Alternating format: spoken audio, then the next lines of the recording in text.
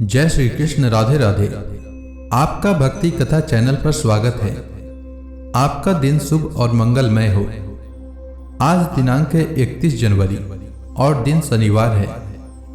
आज माघ शुक्ल पक्ष की त्रयोदशी है। आज सूर्योदय का समय सुबह 7:10 और सूर्यास्त शाम 5:59 पर होगा।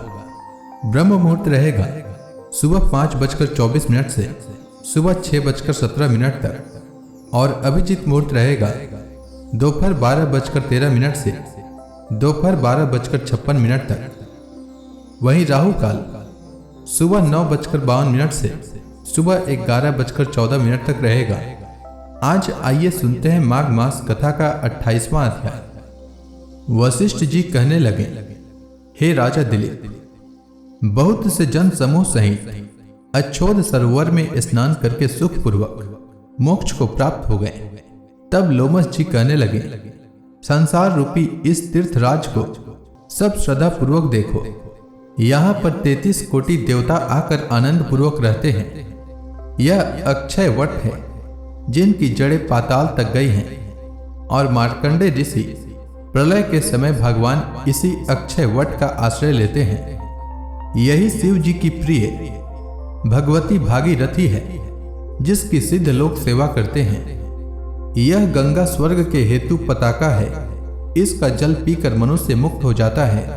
हे मुनि, सभी प्राणी इस नदी को यमुना से मिली हुई पाते हैं। इसका संगम बड़े पुण्य से प्राप्त होता है।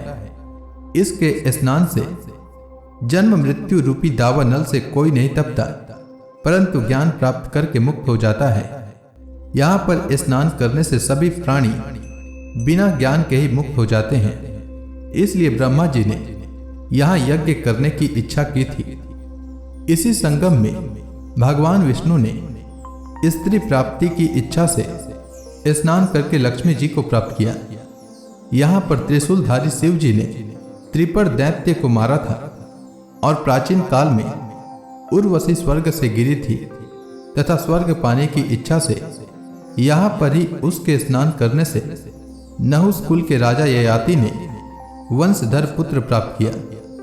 यहाँ पर इंद्र ने प्राचीन काल में धन की इच्छा से स्नान किया था और माया से कुबेर के सब धन को प्राप्त किया था। प्राचीन काल में नारायण तथा नर ने हजारों वर्ष तक प्रयाग में निराहार रहकर उत्तम धर्म किया था। यहाँ से जयगास्वय सन्यासी ने महादेव जी जैसी शक्ति वाले से विजय पाई थी तथा अणिमा आदि योग के अति दुर्लभ ऐश्वर्य प्राप्त किए थे। इसी क्षेत्र में तपस्या करके श्री भारद्वाज सप्त ऋषियों में सम्मिलित हुए। जिन्होंने भी यहाँ स्नान किया उसको स्वर्ग की प्राप्ति हुई। इसलिए हमारे विचार से तुम त्रिवेणी में स्नान करो। इस स्नान से पहले किए हुए तुम्हारे सब पाप नष्ट हो जाएंगे और संपूर्ण वैभवों को प्राप्त हो जाओगे। ऋषि के इस प्रकार के सत्य वचन सुनकर सब ही त्रिवेणी में स्नान करने लग गए और उसी स्नान करने से सबकी पिशाचिता नष्ट हो गई। साप से विमुक्त होकर उन्होंने अपना शरीर धारण कर लिया। वेद निधि ने अपनी संतान को देखकर प्रसन्नचित्त होकर लोमस जी को संतुष्ट किया और कहा कि आपके आग्रह से ही श्राप से विमुक्त हुए। अब आप इन बालकों के योग्य धर्म को कहिए। लोमस जी ने कहा कि इस युवा कुमार ने वेदों का अध्ययन समाप्त कर लिया है, इसलिए इन कन्याओं की प्रीति पूर्वक कर कमलों को ग्रहण करें। तब लोमस जी तथा अपने पिताजी की आज्ञा से इस ब्रह्मचारी ने 5 कन्याओं से विवाह किया। इन कन्याओं के सब मनोरथ पूर्ण हुए। जिसके घर में लिखा हुआ यह महात्म्य पूजा जाता है वह नारायण से पूजे जाते हैं।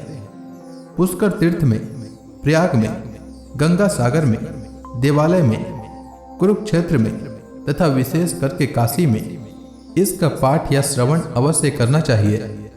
पुष्कर तीर्थ में ग्रहण के अवसर पर इसके पाठ या श्रवण का 2 गुना फल मिलता है और मरने पर वैष्णव पद को प्राप्त होता है। तो इसी के साथ माघ मास महात्म्य की कथा समाप्त होती है। अब आइए सुनते हैं माघ मास में भागवत पुराण का आज का अध्याय। श्री सुखदेव जी कहते हैं, परीक्षित, कुछ लोगों का कथन है कि सूर्य से 1000 योजन नीचे राहु नक्षत्रों के समान घूमता है। इसने भगवान की कृपा से ही देवत्व और ग्रहत्व प्राप्त किया है। स्वयं यह सिंह का पुत्र असुराधम होने के कारण किसी प्रकार इस पद के योग्य नहीं है। इसके जन्म और कर्मों का हम आगे वर्णन करेंगे। सूर्य का जो यह अत्यंत तपता हुआ मंडल है, उसका विस्तार 10,000 योजन बतलाया जाता है। इसी प्रकार चंद्रमंडल का विस्तार 12,000 योजन है और राहु का 13,000 योजन। अमृतपान के समय राहु देवता के वेश में सूर्य और चंद्रमा के बीच में आकर बैठ गया था।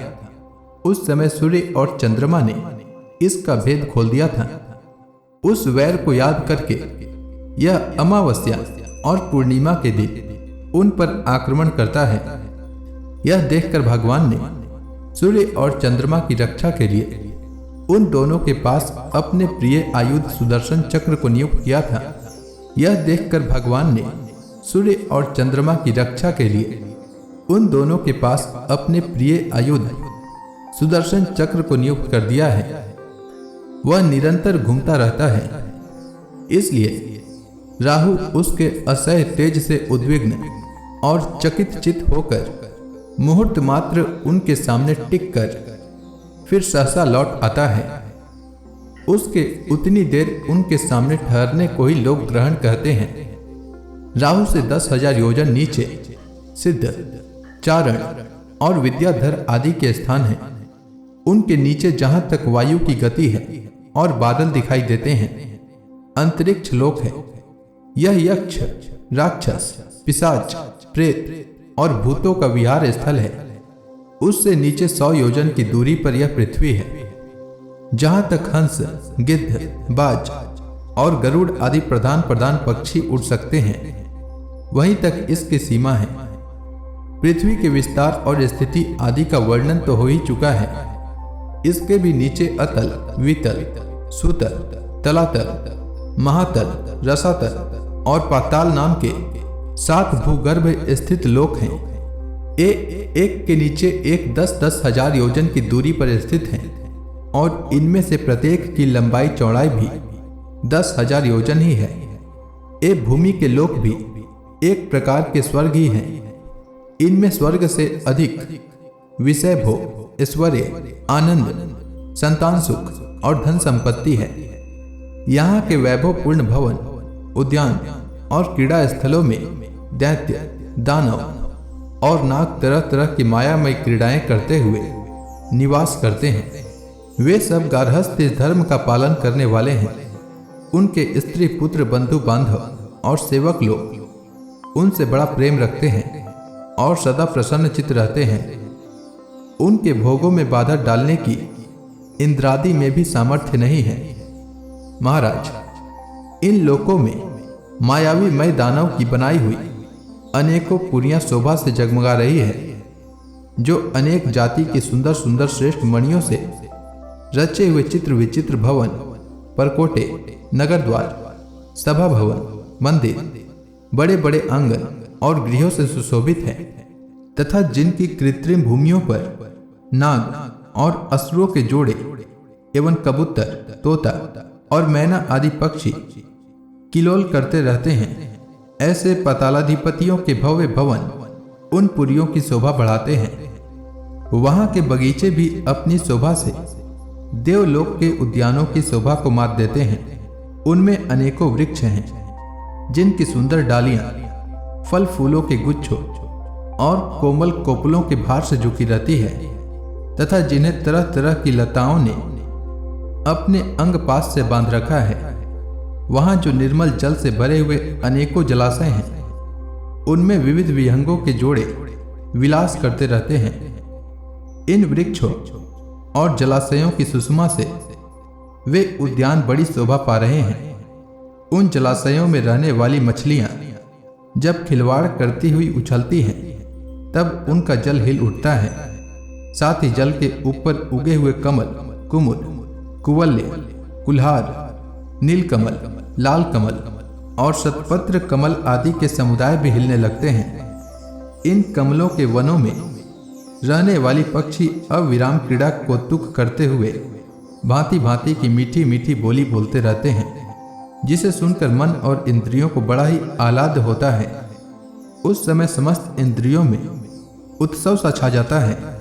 वहां सूर्य का प्रकाश नहीं जाता, इसलिए दिन रात आदि काल विभाग का कोई भी खटका नहीं देखा जाता। वहां के संपूर्ण अंधकार को बड़े बड़े नागों के मस्तकों की मणियां ही दूर कर देती है। इन लोकों के निवासी जन औषधि, रस, रसायन, अन्न, पान और स्नान आदि का सेवन करते हैं। वे सभी पदार्थ दिव्य होते हैं। इन दिव्य वस्तुओं के सेवन से उन्हें मानसिक या शारीरिक रोग नहीं होते हैं तथा झुर्रियां पड़ जाना, बाल पक जाना, बुढ़ापा आ जाना, देह का कांतिहीन हो जाना, शरीर में से दुर्गंध आना, थकावट अथवा शिथिलता आना तथा आयु के साथ शरीर की अवस्थाओं का बदलना एक कोई विकार नहीं होते। वे सदा सुंदर, स्वस्थ, जवान और शक्ति संपन्न रहते हैं। उन पुण्य पुरुषों की भगवान के तेज रूप सुदर्शन चक्र के सिवा और किसी साधन से मृत्यु नहीं हो सकती। सुदर्शन चक्र के तो आते ही भय के कारण असुर मणि वहां से भागने लगते हैं। तो इसी के साथ यह अध्याय समाप्त हुआ। तो प्रेम से बोलिए विष्णु भगवान की जय। इसके आगे अतल लोक का वर्णन मैं कल के अध्याय में करूंगा। तब तक के लिए भगवान श्री हरि विष्णु का नाम जपते रहें।